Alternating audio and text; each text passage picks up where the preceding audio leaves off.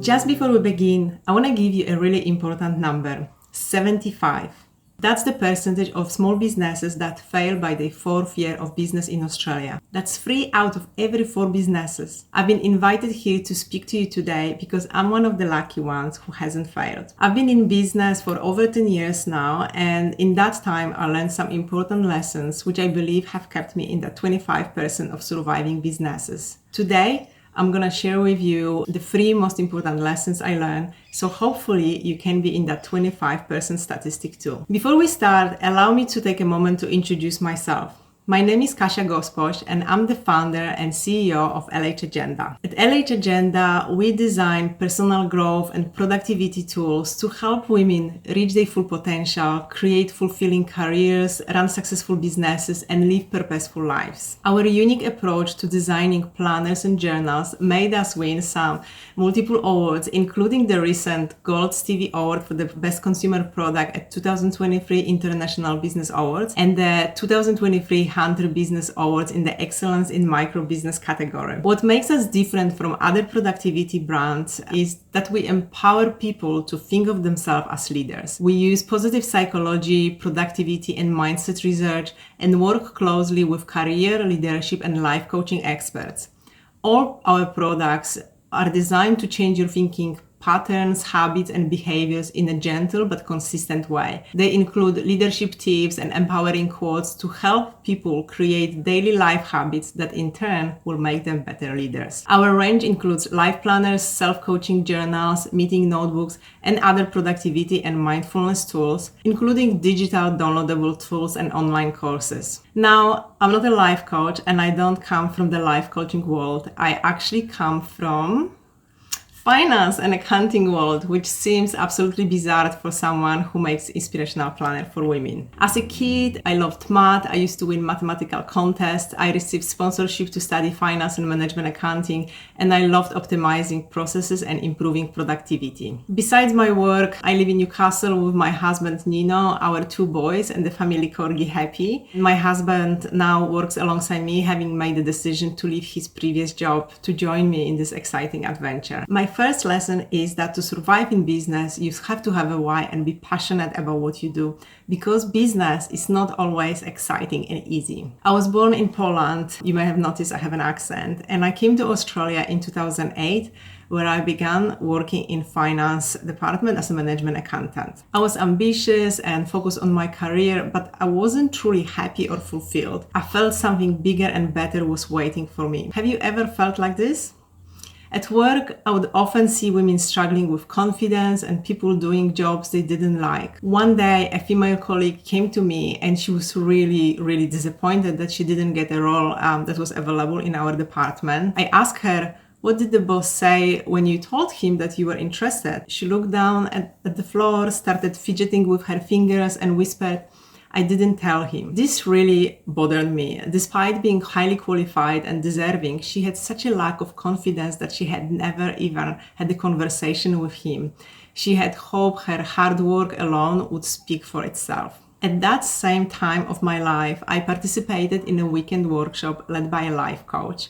During the workshop, we did exercises to discover our passions, review different aspects of our lives, created visions for our dream lives, defined our values, and planned what legacy we wanted to leave behind. And it was during that course that I realized I wanted to help women like her succeed, become better leaders of their own life, and to create careers and lives they loved. I have always believed in the power of speaking up and taking responsibility for your life. When I was 12, I lost my father, and my mother, who was a single mom at the time, became an important role model in my life. She always emphasized the importance of kindness coupled with assertiveness and being unafraid to pursue my ambitions. So after seeing more women struggle to advocate for themselves and seize opportunities, this became my driver, my why. So in 2011, I launched a blog initially called Leaders in Heels, and I started interviewing successful women and sharing their stories on the blog. Even though I was still working a 9-to-5 job, the blog was growing so much we were operating like a magazine. We had multiple editors for different sections,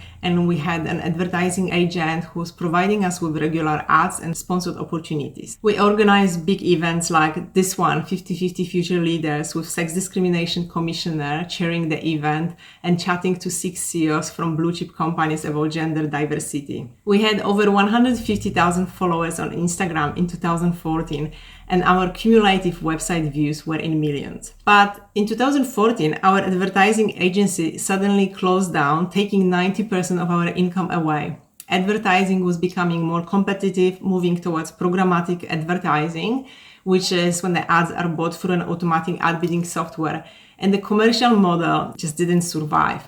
But my why of helping women become better leaders of their own life, to create fulfilling careers, run successful businesses, and live purposeful lives was still there. So here was my thought process. To create a lasting change, you need to create a habit. And all habits need to be reinforced daily. According to Philippa Lally, a health psychology researcher at University College London, on average it takes 66 days, just over 2 months, before a new behavior becomes automatic. I realized that stationery is something women use on a daily basis, and that I could make it a tool to help them develop the habits of successful leaders.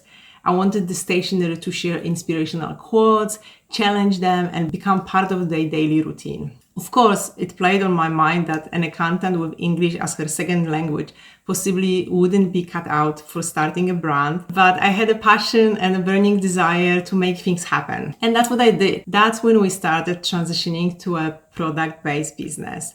We launched our first product, the Make Your Mark notebook. Make Your Mark was an everyday notebook that was filled with leadership quotes and lessons learned from the interviews we published. The notebook was a success and we were safe, but it didn't miraculously remove all our problems. One day this happened. A pallet of books fell out of a truck, and another day this happened. We received a cease and desist letter demanding that we dispose of all our planners that we just produced. 8,000 of them. And this during the pandemic, when worldwide supply chain and logistics were disrupted.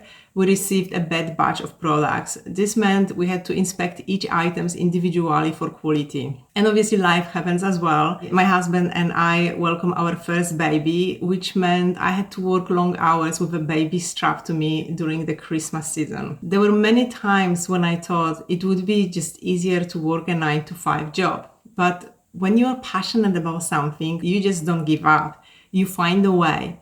But you need to find the why first, and then you will find a way. The exercises I learned in the weekend course were so powerful and had such a profound impact on my life. They are now a key part of Alex Agenda's life planners. Having clarity about your passion, dreams, and values is crucial in achieving long-term success and happiness and fulfillment in life. My second lesson is that for a startup to survive, it has to be lean financially.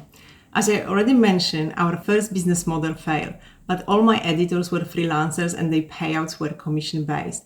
There were no long-term contracts or commitments. In printing business, offset printer setup costs are very high. As a result, the minimum order quantity for notebook is 2,000 units. When we transitioned to a stationery business, we didn't just go and printed 2,000 notebooks. We ran a crowdfunding campaign to pre-sell all our early print runs. The crowdfunding video was just a slideshow with my friend doing a voiceover. And our first product was so basic. The notebook on the left is our first Make Your Mark notebook. You can't even open it flat. The notebook on the right is a prototype I used to pitch up my idea. And we still managed to raise $10,000 in our first campaign. In our business, I was wearing many hats. Rather than hiring extra people, I was our resident photographer and stylist, among other things. And of course, we didn't have a rental office initially. This is me leaving our parcels on the porch of our neighbor for the courier pickup while I was in the office of my 9-to-5 job. So how do you stay lean?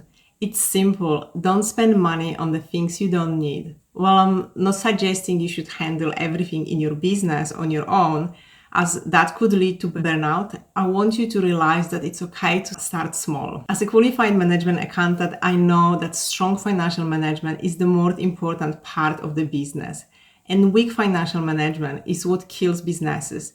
In fact, it's the number one reason in Australia why small businesses fail. You can really do a lot with a limited budget. Make Your Mark was even on the morning show of Channel 10. Till now, we still don't have an external commercial office. We run a business from home with an oversized garage and 2 rooms converted into an office space.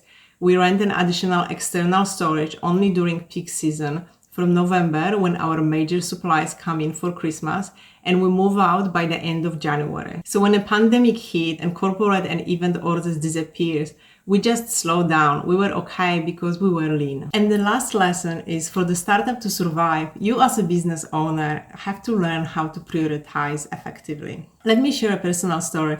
Let me take you back to a day when I was still working in finance. I work at one of the telecommunications companies, and it was a typical busy day. I sat at my desk on the 10th floor, which had a beautiful view of North Sydney, and I made some coffee and got straight to work, responding to one email after another while trying to multitask and handle as many things as possible. At that time, I was also running Leaders in Heels, which meant I was receiving numerous PR pitches for the magazine. So I had lunch at my desk to address those inquiries and then I continue working. By the end of the day, I felt exhausted, but I couldn't quite pinpoint what I actually accomplished. In that week, I met with my friend Ariane, and she was a life coach, and I told her about my day and how I felt. It wasn't just that day, it was pretty much every day. I was always busy, juggling lots of tasks and commitments, but it seemed like I wasn't achieving anything meaningful. I'm sure many people can understand this feeling. On that day, Ariane introduced me to my first life planner, and I learned a productivity scene that changed my life that I want to share with you today. First and foremost, I learned that successful individuals, those who seem to achieve so much, set their goals. Secondly, studies have shown that individuals who take the time to write down their goals on paper tend to be more successful. A 2015 study by psychologist Gail Matthews demonstrated that people who wrote down their goals were 33% more successful in achieving them compared to those who formulated outcomes in their heads. And lastly, it's crucial to prioritize your daily task in alignment with your long-term goals. Former US President Dwight D. Eisenhower once said, "I have 2 kinds of problems, the urgent and the important. The urgent are not important and the important are never urgent." The distinction between urgent and important activities is crucial. You see, important activities are the ones that contribute to our long-term goals, both professionally and personally. On the other hand, urgent activities demand immediate attention, often serving someone else's goal rather than our own. It's easy to get caught up in the urgency of this task because the consequences of not addressing them are immediate and noticeable. This is where having long-term goals and a habit of setting daily priorities aligned with those goals comes in to help us regain our focus. When we have a clear understanding of which activities are truly important, we can resist the natural tendency to react instantly to the urgent matters that constantly surround us. We are constantly exposed to new ideas and messages, new social platform we should be on, new webinars we should attend, new apps we should use, and new trends on Instagram we should be following, and so on. It's all about taking control of your day. That year was the first time I used a planner to set my goals on paper and plan my daily priorities, and that's when everything changed. While you can't see the results immediately, in the long term, the results were astonishing. I had more clarity, I was more calm, less overwhelmed, and I quickly experienced big changes in my life. From then on, I immersed myself in positive psychology and mindset research, and over the years, I perfected my ideal planner layout, which now includes 3 sections. It's like a 3-step framework: dream, define, do. The dream section includes the guided self-discovery and life review, so you know what matters to you, what's your why. The define section includes goal-setting pages to help you set smart and meaningful goals. And do section is just the weekly pages with a space to align your intentions for the week with your bigger goals and your daily top 3 priorities. Here is how it works. Let's say you're an entrepreneur and your long-term goal is to launch a new product next year. Your intention for the week may be to complete the market research for the product, Then you can establish your daily priorities, such as conducting customer surveys or interviews. Your daily priorities don't have to be big. Make that call, send that email, sign up for that class, reach out to someone who could be your mentor. Small daily actions lead to big results. By breaking down your goals on paper into smaller, more manageable daily tasks, you're more likely to make progress and achieve your goal. And by having this reminder on paper rather than on your phone,